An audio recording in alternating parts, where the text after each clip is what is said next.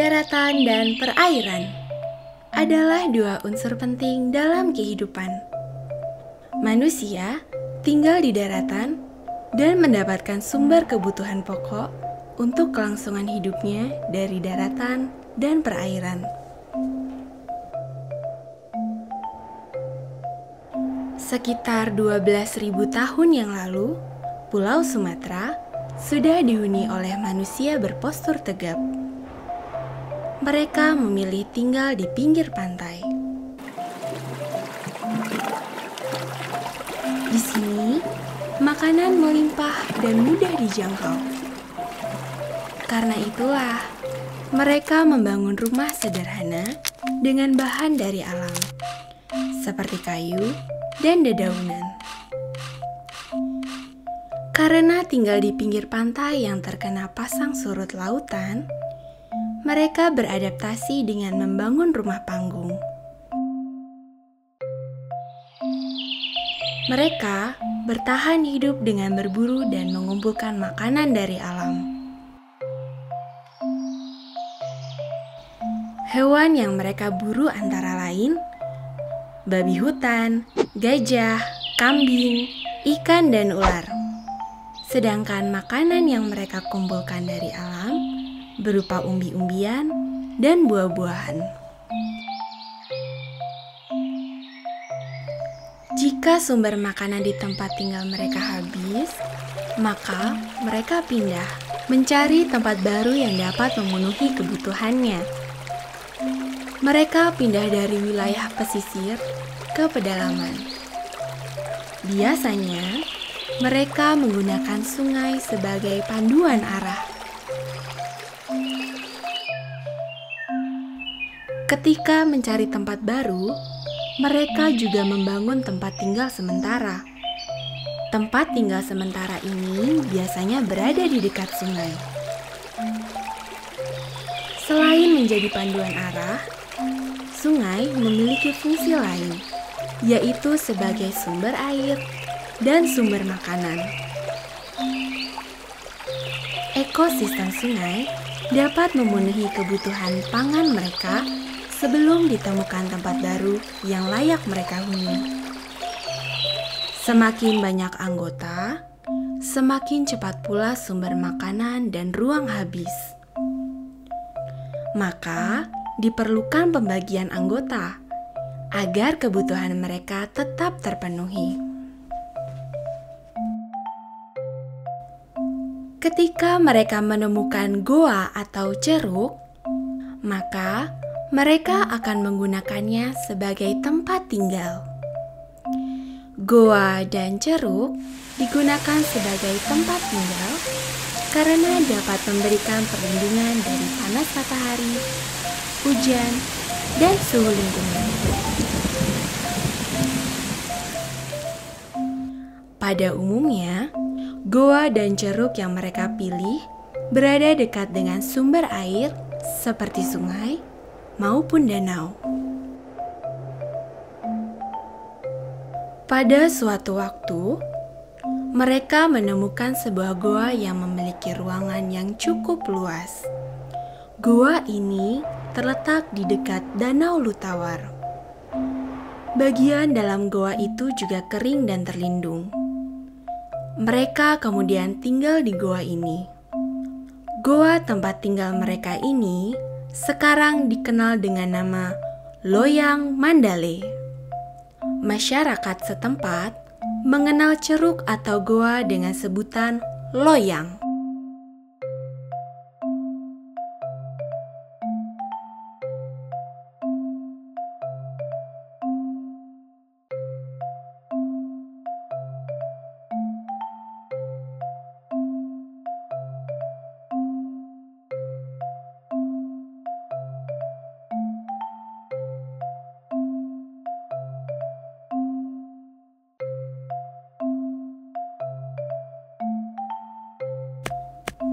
Kelompok manusia ini juga sudah mampu membuat beberapa peralatan sederhana. Peralatan-peralatan ini digunakan untuk membantu kehidupan sehari-hari. dan dibuat dengan memanfaatkan bahan-bahan yang mereka temukan di sekitar mereka, seperti kayu, batu, cangkang kerang, dan tulang binatang. Mereka juga membuat kapak dari bahan batu kali. Kapak dibuat dengan cara memecahkan batu pada beberapa bagian untuk mendapatkan bagian tajamnya. Selain itu, mereka membuat jarum dari tulang binatang dan membuat pisau dari cangkang kerang dan batu tajam. Agar kapak lebih mudah dipegang dan digunakan, mereka kemudian menambahkan tangkai dari kayu. Selain mengenal peralatan sederhana, mereka juga sudah menggunakan api untuk memperkuat atau mengawetkan peralatannya. Mereka juga menggunakan api untuk mengolah hasil buruannya agar lebih mudah dikonsumsi.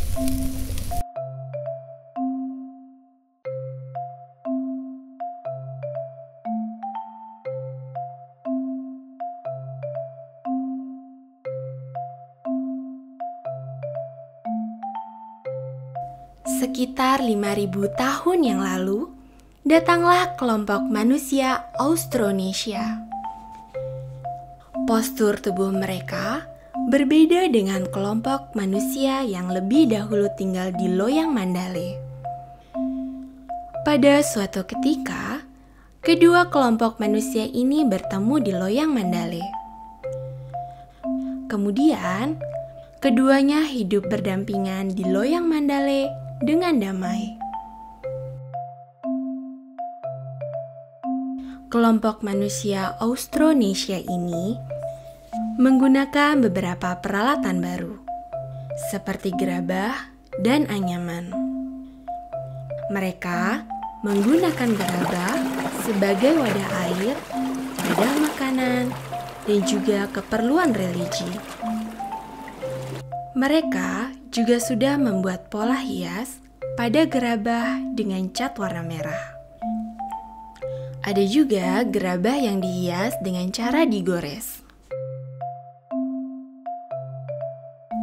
Pada masa ini, kegiatan manusia masih sama dengan masa sebelumnya, yaitu mencari bahan alat batu di sekitar sungai dan memancing ikan di Danau Lotawar. Selain alat dari batu, mereka juga membuat alat dari bahan tulang dan kayu. Peralatan batu masih menjadi peralatan utama. Hanya saja, bentuk dan cara pembuatannya berbeda dengan kelompok manusia sebelumnya. Mereka membuat kapak model baru yang sudah digosok halus dan bertangkai. Walaupun begitu, mereka masih menggunakan kapak model lama. Mereka membuat perhiasan dan manik-manik dari kulit kerang, tulang, dan gigi hewan. Manik-manik ini dibuat dengan melubangi tulang atau kulit kerang. Perhiasan tidak hanya sebagai penambah keindahan, tetapi juga sebagai pelindung dari roh jahat. Selain berburu dan menangkap ikan, mereka menanam umbi-umbian di sekitar tempat tinggal mereka. Umbi-umbian yang mereka peroleh dimasak terlebih dahulu sebelum dikonsumsi.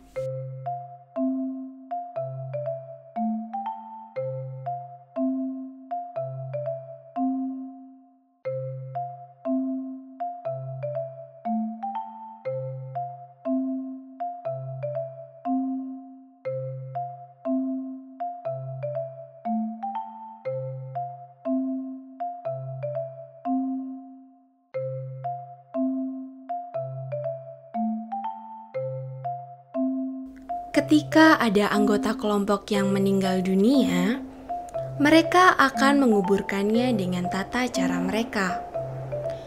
Mayat diperlakukan sama seperti ketika masih hidup.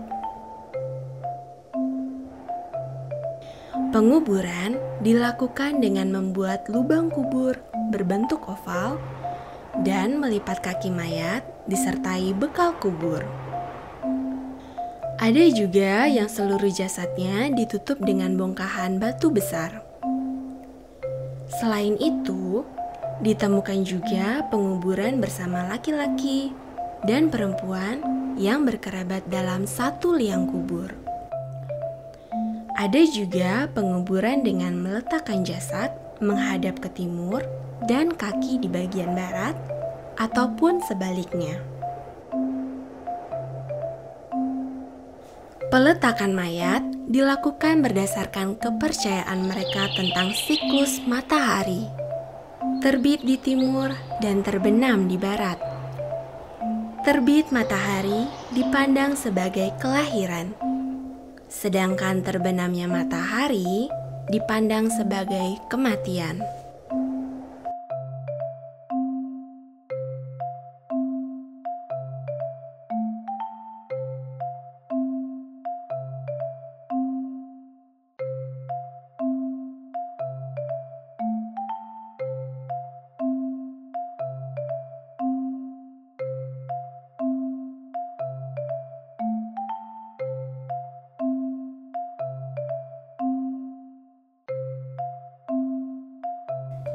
Sekitar 3000 tahun yang lalu, terjadi bencana gunung meletus. Penghuni Loyang Mandale berpindah mencari hunian baru di seberang Danau Lotawar. Mereka memilih lokasi itu agar tidak kena hembusan awan panas.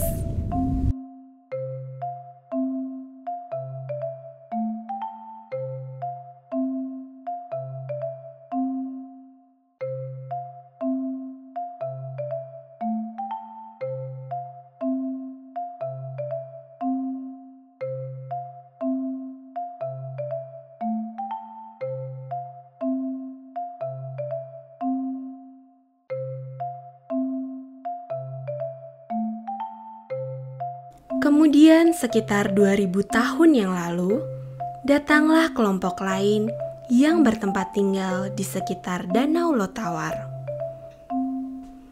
Mereka memiliki teknologi dan cara hidup yang sama dengan kelompok manusia sebelumnya. Contohnya, mereka masih mencari tempat tinggal di goa-goa dan alam terbuka.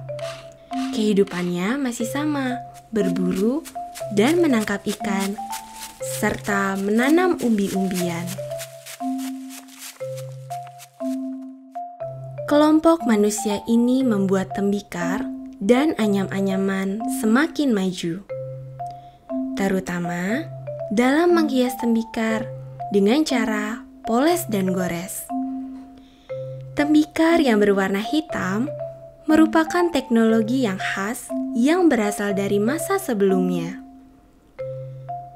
Tembikar ini dibuat dengan cara melapisi permukaan tembikar dengan bahan-bahan alami. Berbagai bentuk wadah tembikar yang dihasilkan mempunyai ciri khas, yaitu pola hiasnya menutup seluruh permukaan wadah tersebut.